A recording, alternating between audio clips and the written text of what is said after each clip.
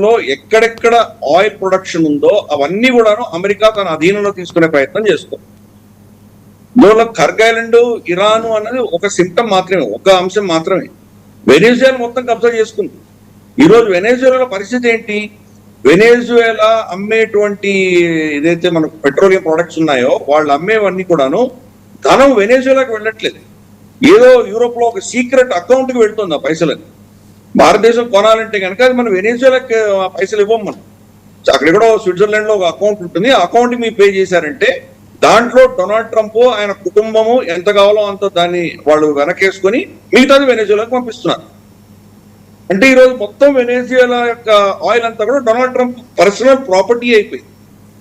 United nations అన్నటువంటి ఒక సంస్థని కంప్లీట్ గా పక్కన పెట్టేసి కోడ్ ఫర్ పీస్ అని చెప్పి పెట్టేసుకొని తనే దానికి యావజ్జీవ ప్రెసిడెంట్ గా వెళ్ళిపోయాడు.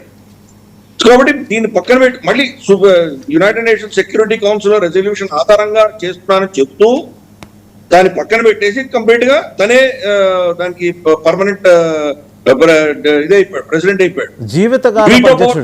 జీవితకాలపు ఆయన బతుకున్నంత వరకు ఆయన జీవితకాలం ప్లస్ దానికి పర్మనెంట్ వీటో పవర్స్ కూడా ఆయనకే ఉన్నాయి. అంటే ప్రపంచంలో ఇంకెవరూ లేరు, నేనే ఉన్నాను, నేను ఏది నిర్ణయిస్తే అది జరగాలి. మొత్తం చమురు ప్రపంచంలో ఉన్నటువంటి ఆయిల్ రిజర్వ్స్ ఏ దేశాల్లో ఉన్నాయో అవన్నీ కూడా నాకు బానిసలుగా ఉండాలి.